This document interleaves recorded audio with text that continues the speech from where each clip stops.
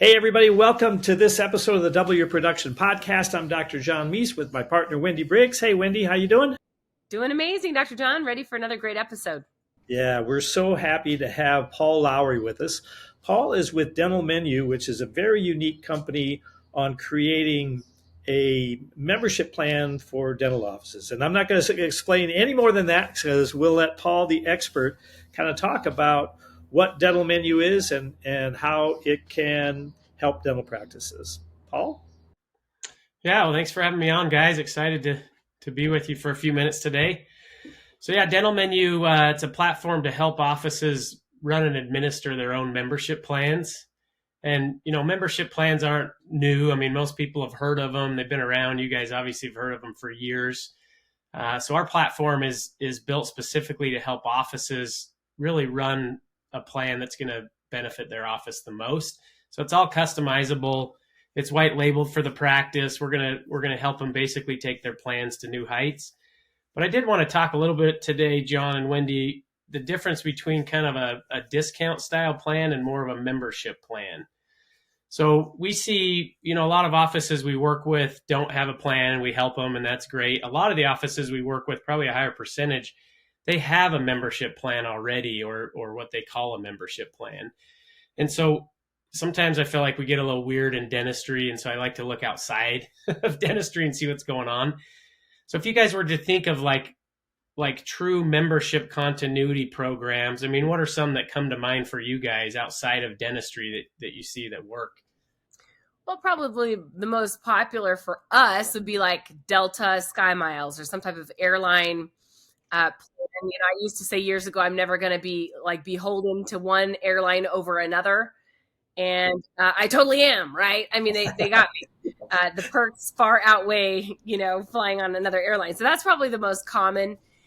Yeah, and then you don't even shop around as much. You're just like, well, I'm flying. I'm just going to get my flight.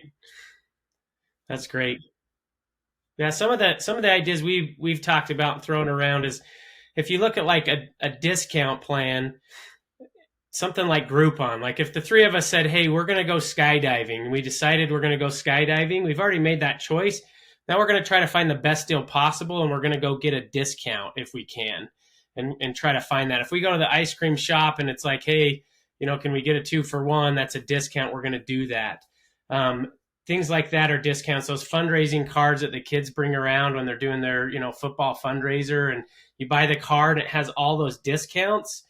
You're paying $20 to get discounts to all these different places. And so then you go and you buy your stuff and you get your 2-for-1s, or you get your discounts, your 20% off. Those are discounts.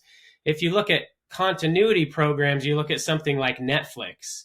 You're paying every month to have access to their content. But if you think of Netflix, they don't come and say like, hey, John, it's been a year. How have you liked our content? Do you want to renew for another year? And we'll actually even finance it and only charge you $12 a month for our content. They don't do that. They set it up every month, and whether you're watching it or not, you're accessing the content. Maybe you're not. A gym membership is probably my favorite example that goes along with membership plans, because you're paying to have access to the elliptical and the weights and the spa and everything else. If you don't use it, you don't get the benefits. And so what we see a lot in the membership space is we see a lot of discount plans where patients get a discount on treatment. They might get 2 exams, 2 cleanings, a set of x-rays. They get 20% off treatment. Usually how the sales process goes is patient comes in. It's like, hey, Wendy, you don't have insurance. You've got a treatment plan of $4,000. Would you like to get a discount today of 20%? It's $350. By the way, you also get some cleanings and exams. You're like, all right, yeah, that's easy math. So you sign up. But again, then in a year, the conversation is, hey, Wendy, do you want to re-sign up? And you're like, I think I'll wait for a while. The discount plans we see, they buy them and then they go off them for a while, and then they go and buy them again. So if you can kind of switch, and a discount plan is not bad, but just realize that's what it is. I like to use the analogy because if you talk to front office team members, hey, how's it going selling the plan? Like, everybody buys it. Everyone we present the plan to buys it. Well, think again of our analogy of the ice cream shop. If you and me, we go into the ice cream shop, we've already decided to buy ice cream. There's a little sign here that says, hey, you can sign up for our plan. It's $2. and you can get a 2-for-1 on anything in the store, and you're just going to see what's cheaper and you're going to go for it and you're going to buy the ice cream. It didn't mean that's actually what drove you in. It just means maybe you bought the triple scoop instead of the single scoop because it was a better deal. And so when patients have already made the decision, they're already in your office, you've already diagnosed treatment, a discount plan is a great tool. I'm not saying it's not, but it's a tool to close treatment to get them to go for the triple scoop or at least buy something versus going out the door. But they're already in your place of business. It didn't really create continuity of patient flow.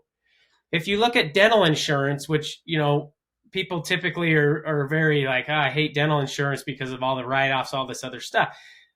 Your typical PPO insurance plan is a continuity program. A business usually is paying every month for people to have access to care at certain intervals, whether they use it or not, just like a gym membership. But they have access to that. I know we've talked a little bit before about the analogy of like a hunter versus a farmer.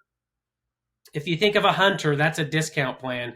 He goes out, he has to find that big kill. He uses whatever techniques he has, whether it's a spear or a gun or a trap or whatever. Those are all discounts. Those are ways to close the deal, right? He gets close to the animal, he's got to kill it. So he has different arrows in his quiver, so to speak. He's got these discounts, this discount plan to make the kill.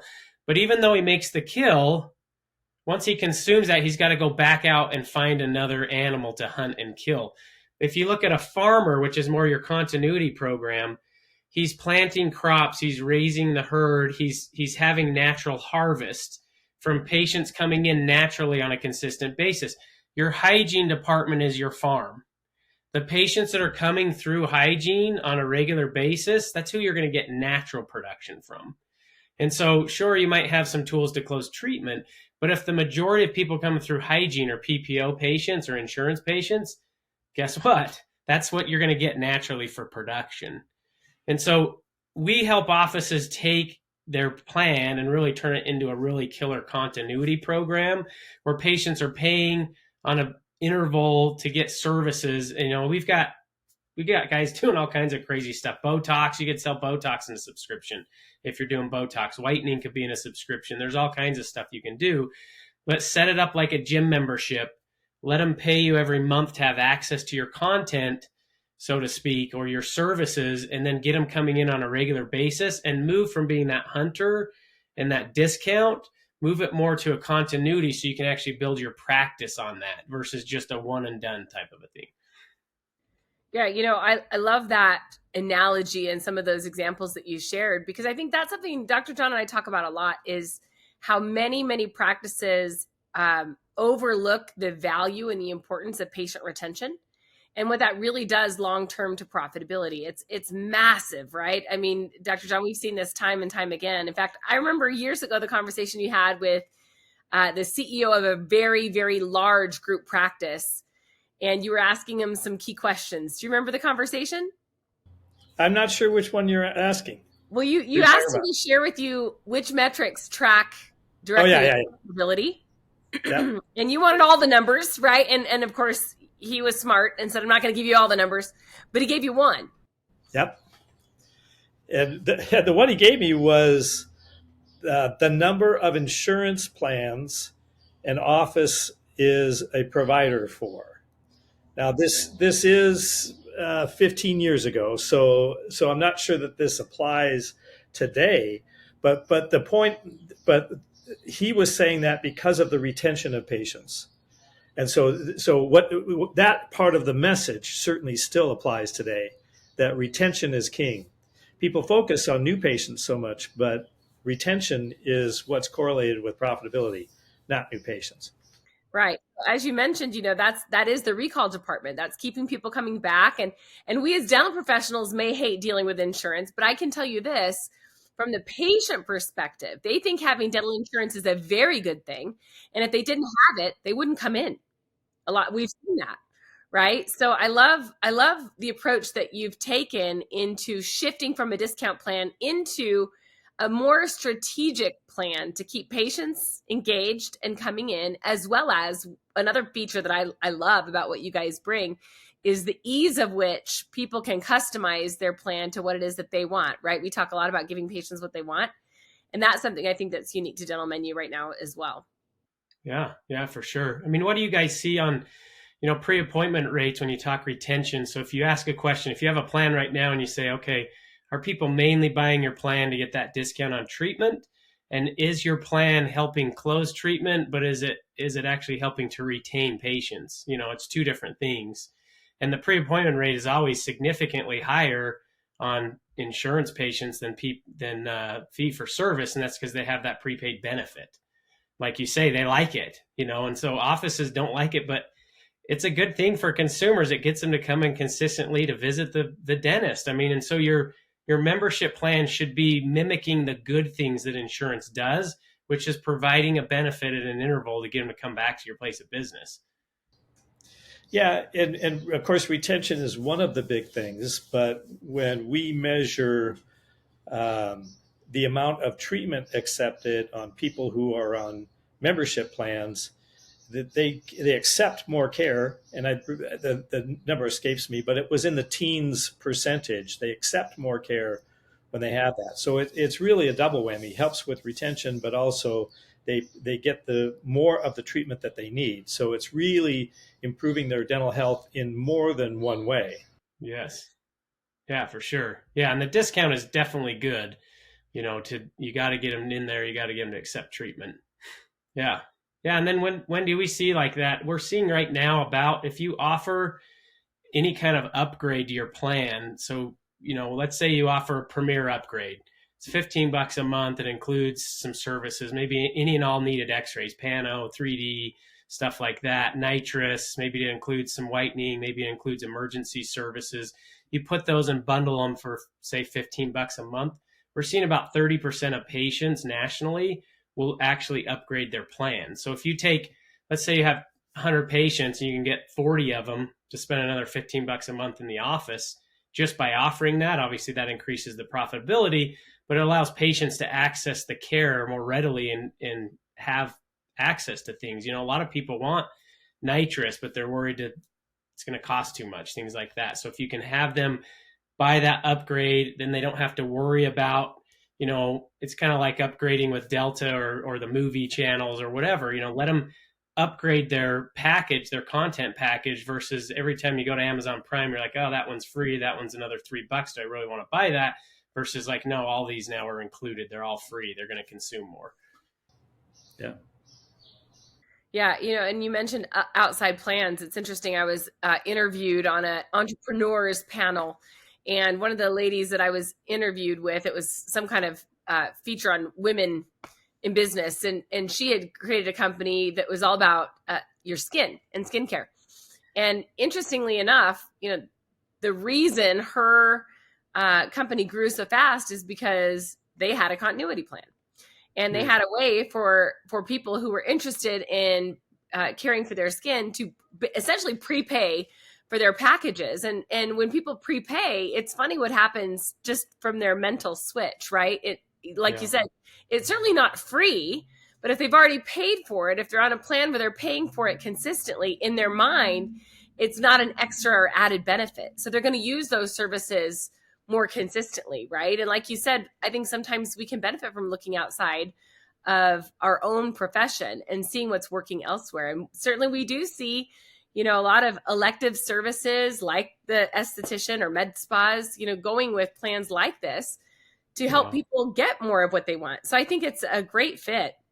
And we know that we have a lot of our members that are using you now that are very happy with the plans that they've chosen and the ease of implementation. So that's another thing that I think is important to highlight is over the years, we have seen so many practices struggle with headaches from poor administration of a discount plan, right? They don't know what they don't know.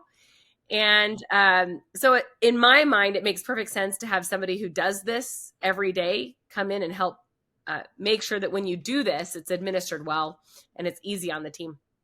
Yeah, and I'm trying to remember last time we spoke. So we do have integrations with EagleSoft, Open Dental, and Dentrix now. I'm not sure. I'm trying to think when we spoke last if we had those, but obviously that helps. As you're trying to keep that ledger up to date and you're trying to keep everything going when your plan grows to a certain amount, those integrations are really nice. And then I was going to mention you had thrown out the Delta with the Sky Miles and stuff, but we do have a rewards program as well that's helping with really both those things. John, is that you got the treatment acceptance and you have the continuity. The rewards program is pretty awesome because when they're a member, they come in, they get a cleaning, they earn $25 or $50 towards treatment that may be needed in the future as long as their plan stays active. So that does two things. It keeps them on the plan, but then when they need treatment, just like you were saying, Wendy, like, hey, you've been a great member, you have $50 of rewards, do you want to use that towards treatment? That's nice because it doesn't discount it, which means it doesn't cheapen your services as a provider, which you have to be careful discounting too much because you're valuable. So it doesn't precondition that discount, but there is some perceived value there when they have rewards to help pay for that treatment. And then of course it keeps them really coming back and keeping active on that plan. So the rewards have been pretty fun. There's a lot of different ways to use them, a lot of fun ways to help patients access that care and to make them feel good. Does create some pain on disconnect because if they leave the practice, they lose the discount points. So yep. Or even if their plan goes inactive for a period of time, they're going to lose those. So if you get, if you have 75 points and your payment's $25 a month, you're not going to want to drop off for 2 months, to then restart again. Yeah. I love that too. Surprise and delight has power in regards to patient experience. So I always love it when I go check out at Nordstrom Rack or something like that. And they're like, hey, you have, $20 in Nordstrom notes. Do you want to use that today? And I'm like, of course I do. It's like, I didn't realize I had it. It's awesome. It's it leaves you with, I guess, maybe focusing on the discount, not the total that you just spent. Yeah. The total that was necessary to spend prior to get the discount. Right. So anytime we can surprise and delight people, I think that's just an added win. So I love that feature as well. Yeah. And you can use it. We've seen people, let's say you have a bigger treatment plan, the margin's there, it's a big cosmetic case or something like that. Instead of offering another 5% discount, we've seen people double or triple the rewards towards that treatment case. Hey, you know what? For any cosmetic case over $4,000, we'll let you double your rewards. Or maybe you're slow in September, you want to close some treatment or something like that. It's a lot more powerful to double rewards, triple rewards than it is to discount all the time. And again, if you look outside of dentistry at the Delta reward, Sky Miles or just any of this kind of stuff, my flight was canceled with Delta. And so they gave me a bunch of miles, and so you're like, well, now I'm even more tied in. I'm mad because my flight was canceled, but now I have, these free miles. So I've got to kind of use them. Versus going somewhere else. So the rewards have been really fun. The add-ons are really great. And then the integrations with the admin side, like you're talking about, if you're running a plan that's great for patients, but it's terrible for your team, we can say patients are first and foremost all the time, but you got a bunch of disgruntled team members, that's an uphill battle. And so if they're not happy with the plan, and that it's causing them all kinds of angst on the management side with the ledger and the payments and all that stuff, you're not going to be able to run a very robust program. Your team member is going to come and say, hey, we hate monthly payments. We hate these options. This isn't working. We want to do a simple annual plan with a discount, not because it's best for the practice or patients. It's because it's best for management standpoint, And so a lot of them regress down to a very ineffective plan because that's the easiest to manage. But you guys know all that. That's why we like working with you guys and your coaches and stuff is, when those pain points come up, obviously we want to solve those. Yeah, for sure. Well, it sounds like you've got some, exciting improvements on what you've had in the past. And I love your thought process on the difference between a discount plan and the continuity plan. And have always loved the flexibility that you have where plans can be customized based on what the patients want. So what a good deal. Yeah. Well, we appreciate you having me on, guys. Well, thanks, Paul. Hey, for those that are listening, we'll go ahead and put a link so that if you'd like to have more information about Dental Menu and what they can do in your practice, go ahead and go to our show notes page and click the link so you can learn more about Paul. Paul, is there also an email or something, a website that you'd like our listeners to go to if they'd like to learn more about how they can customize a plan for their practice? Yeah, for sure. So we've got actually, from the last time we talked too, we've got 5 free educational modules. You don't even have to put in your email address that'll walk you through a lot of the process. So, if you're a DIY person and you're like, hey, I like what you're telling me, but I think I want to dip my toe in and try it myself or whatever. We're very open with what we've learned. We're happy to, help everybody. And so if you go to dentalmenu.com/education, and we can give you guys that link to post, that'll give you free modules. There's one on pricing. There's one on the admin side with the ledger. There's one on add-ons and things like that. You can go watch those for free. If anybody wants to reach out to me, my email address is paul@dentalmenu.com. So feel free to email me. You can check out the website. There's also a free assessment. If you have a plan, you can go through that assessment and kind of see how it scores, how it stacks up. There's 15 questions, I believe, and you can kind of see, hey, how's my plan scoring? Is it pretty good, or am I kind of on the low end? So go do the assessment, check out those videos. Feel free to email us or reach out if you want to chat. Awesome. Very good. Well, Paul, we really appreciate you being on with us. Appreciate all that you've done to support our clients. And that will be it for this episode of the W Production Podcast. We'll see you all next time. Thanks, everybody. Yeah, thank you.